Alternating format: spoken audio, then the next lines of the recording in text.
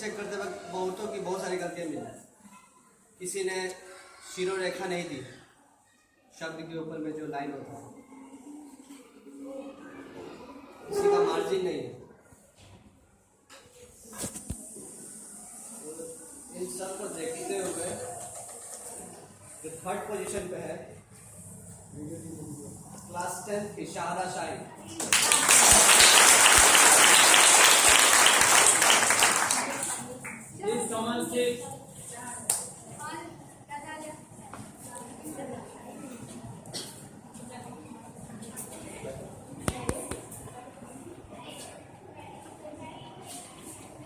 Second position पे है class 7 Farid जहान।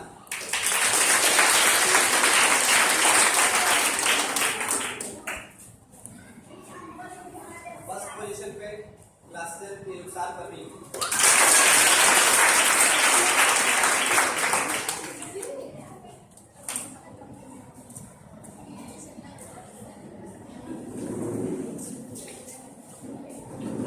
बात करते हैं इंग्लिश राइटिंग की, तो यहाँ पे बहुतों के कुछ ऐसे शब्द थे जिनकी मीनिंग नहीं समझ में, या फिर कुछ लोगों ने एक ही चीज़ को बहुत बार रिपीट किया पेज भरने के चक्कर में।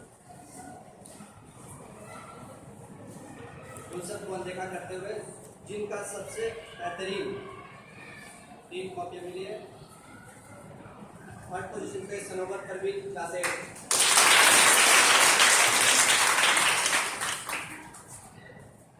Second position Saima Masroof class 12। First position पे सना समरीन क्लास 10।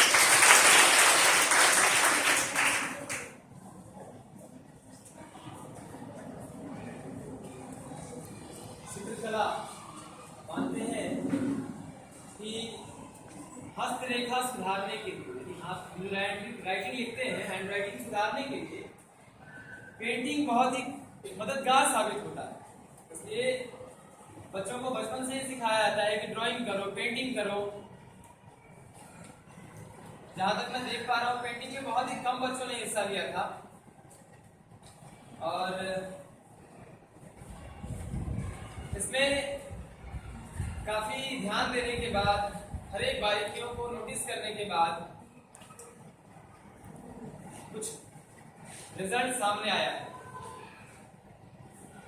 सबसे पहला अवार्ड है फर्स्ट पोजीशन क्लास 9 की बच्ची है सलमा सईद।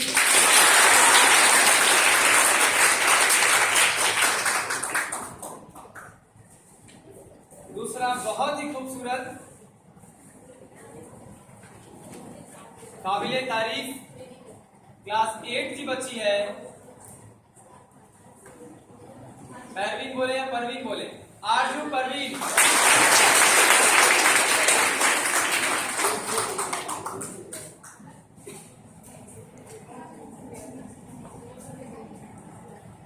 थर्ड पोजीशन थोड़ा कसमकस बढ़ा हुआ है, बहुत ज्यादा प्रॉब्लम हो रहा है कि किसको थर्ड पोजीशन दे, इसलिए 2 नाम सामने आया है। एक क्लास 8 की बच्ची है आयशा खातून,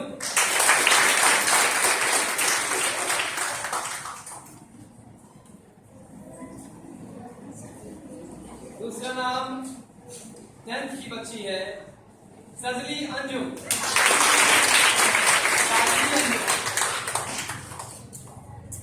बहुत ही अच्छी कोशिश की आप लोगों ने, अपनी प्रतिभा को दिखाया।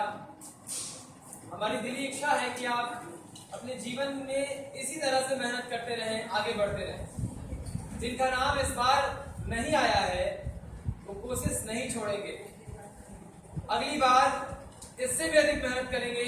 अपने शिक्षकों से पूछेंगे कि कैसे मेहनत करें कि हम भी आज यहाँ खड़े हो सकते थे, कैसे खड़े हो। अगली बार अगर वीरा स्टडी सेंटर आपके यहाँ प्रोग्राम कराए, जो फाइनल राउंड है उसमें आप लोगों को एक बार और मौका मिलेगा, ठीक है।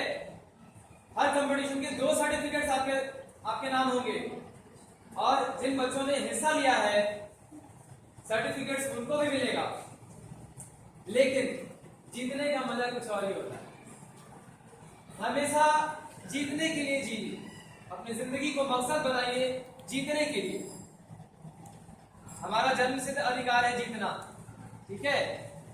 और उसके लिए चाहे हमें शिक्षा अर्जित करने के लिए चीन भी जाना पड़े तो हम जाएंगे, ठीक है।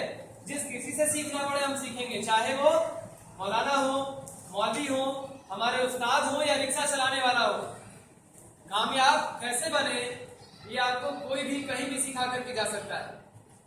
हम बच्चों की और शिक्षकों की, हमारे यहाँ जो संस्कार है उसमें एक चीज बहुत कमी पाई जाती है कि हम कहते हैं रिक्शा चलाने वाला मुझे सिखाएगा, पहले खुद को सीख ले फिर हमें सिखाएगा। ये गलत चीज है।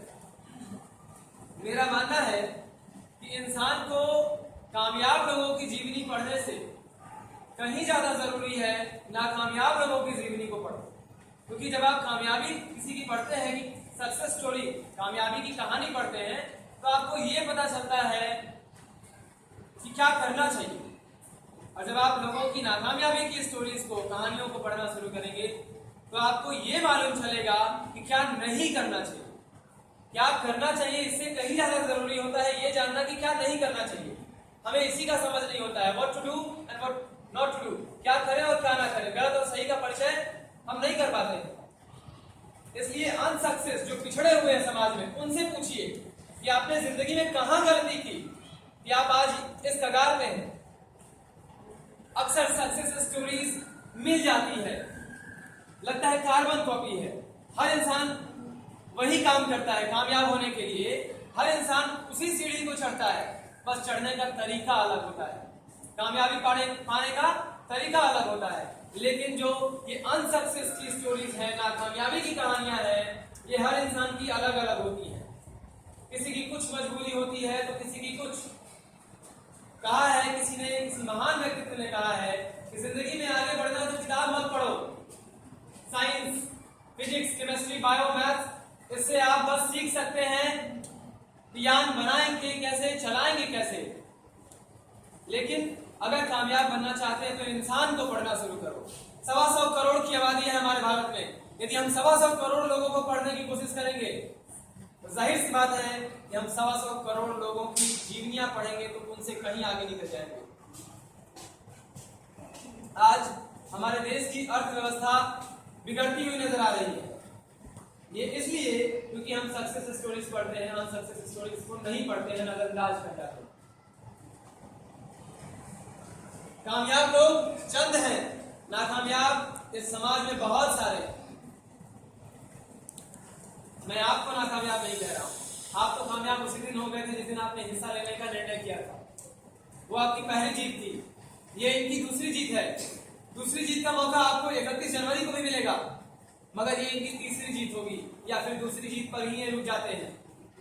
याद रखिएगा, यदि आपको कामयाबी मिल जाए तो घमंड नहीं करना कि मैं तो कामयाब हो गया, मैं टॉप हो गया, मैं फर्स्ट कर गया, बल्कि अपनी मेहनत में और रफ्तार बढ़ा देना।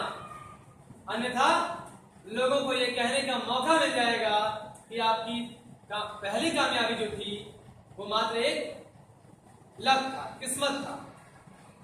इसलिए अपनी मेहनत और कामयाबी को किस्मत का नाम मत देना।